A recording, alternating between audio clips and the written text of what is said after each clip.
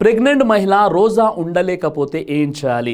సాధారణంగా ఎవరైతే గర్భిణీ స్త్రీలు ఉన్నారో ప్రారంభంలో 1, 2, 3 నెలల వారు ఉపవాసం ఉండడంలో ఎలాంటి అభ్యంతరం లేదని వారి యొక్క డాక్టర్ సలహా ఇచ్చినట్లయితే తప్పనిసరిగా వారు ఉపవాసాలు పాటించాలి. అలా కాకుండా 6, 7 నెలలు లేదా నెలలు లేనటువంటి మహిళలు వారు రోజాలు ఉండలేరు, వారికి ప్రమాదం కాబట్టి డాక్టర్ సలహా మేరకే వారు ఉపవాసాలు పాటించాలి. మరి అలాంటప్పుడు ఉపవాసాలు పాటించలేనటువంటి ఉపవాసాలు ఉండలేనటువంటి గర్భిణీ స్త్రీలు ఏం చేయాలి అంటే వారు ఉపవాసానికి బదులుగా ఫిదియా చెల్లించకూడదు. ఆ ఫిదియాని సదకా ఖైరాతుల రూపంలో కొంతమంది చెల్లిస్తూ ఉంటారు.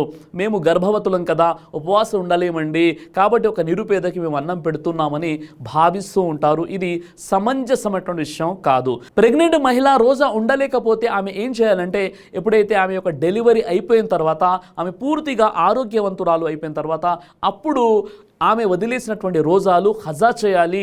ఒక రంజాన్ తర్వాత నుండి మరో రంజాను ప్రారంభమయ్యేంత వరకు కూడా వారికి సమయం ఉంటుంది. కాబట్టి ఆ రోజుల్లో వారు ఆ రోజాలని ఏ రోజాలు అయితే ప్రెగ్నెంట్ కారణంగా వదిలేశారో, ఎన్నైతే రోజాలు వదిలేశారో అన్ని రోజాలు ఖజా రోజాలు పాటించాలి. అలా కాకుండా చాలామంది ఏం చేస్తుంటారంటే మేము గర్భవతులం కదా, దీనికి బదులుగా ఫిదియా చెల్లిస్తాము అని ఒక నిరుపేదకు అన్నం పెట్టి వదిలేస్తుంటారు. అలా చేయడం సమంజసమైనటువంటి విషయం కాదు. మరికొంతమంది సదకా ఖైరాత్ల రూపంలో ఫిదియాని చెల్లిస్తుంటారు. ప్రెగ్నెంట్ కాబట్టి మేము రోజాలు ఉండలేమని. ఇది కూడా సరైనటువంటి విషయం కాదు. సరైనటువంటి పద్ధతి ఏంటి అంటే మీరు ప్రెగ్నెన్సీ కారణంగా రోజాలు ఉండలేకపోయారు, ఎప్పుడైతే మీరు డెలివరీ అయిపోయిన తర్వాత, ఆ తర్వాత మీ 40 డేస్ అయిపోయిన తర్వాత, ఆ తర్వాత ఇంకా కొన్ని నెలలు సమయం తీసుకొని మీరు మంచిగా పూర్తిగా సంపూర్ణంగా ఆరోగ్యవంతులు అయిపోయారు, మరో రంజాన్ ప్రారంభం అవ్వక ముందు వరకు కూడా మీకు సమయం ఉంటుంది. ఆ సమయంలో మీరు వదిలేసినటువంటి రోజాల్ని ఖజా చేసుకోవడమే ఇస్లాంలో సమంజసమైనటువంటి పద్ధతి. ఫత్వా ఇస్లామియా 2/203-204లో ఈ పూర్తి వివరణ మీరు చూడవచ్చు. కొంతమంది ప్రెగ్నెన్సీలోని ప్రారంభపు దశలో డాక్టర్ గారి సలహా మేరకు ఉపవాసాలు ఉన్నటువంటి వారు కూడా మా దృష్టిలో ఉన్నారు. కాబట్టి మీరు డాక్టర్ యొక్క సలహా తీసుకొని ఒకవేళ ఉపవాసం ఉంటే మీ ఆరోగ్యానికి నష్టం లేదంటే తప్పనిసరిగా మీరు ఉపవాసాలు పాటించవచ్చు.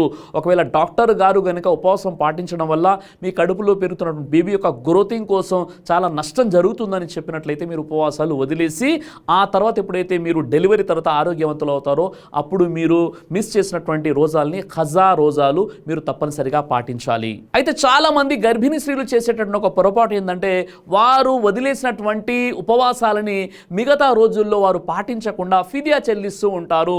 ఇది సమంజసమైనటువంటి విషయం కాదు.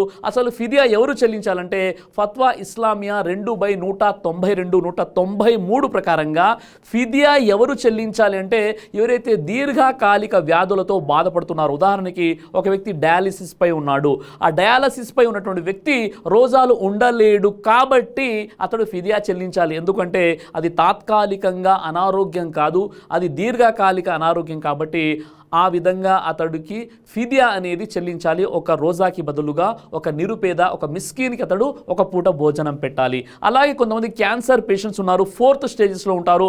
వారికి ఇచ్చేటటువంటి ట్రీట్మెంట్ ఎలాంటిదంటే ఒక్కరోజు ఆపినా వారి ప్రాణాలకే ప్రమాదం.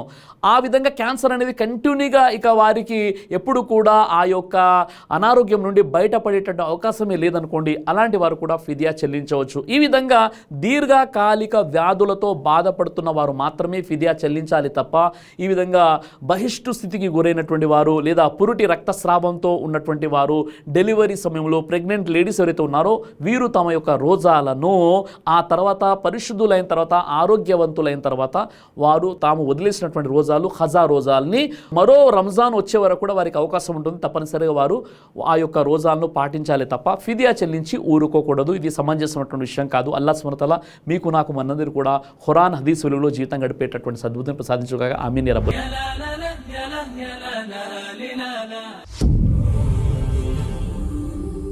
బ్రదర్ సిరాజ్ అని యూట్యూబ్ ఛానల్ని మీరు సబ్స్క్రైబ్ చేసినట్లయితే ఇన్షాల్లా దేవచిత్తం అయితే మీకు వీడియోస్ వస్తుంటాయి. అదేవిధంగా బ్రదర్ సిరాజ్ అనేటటువంటి ఫేస్బుక్ని కూడా లైక్ చేయడం వల్ల మీకు వీడియోస్ వస్తుంటాయి.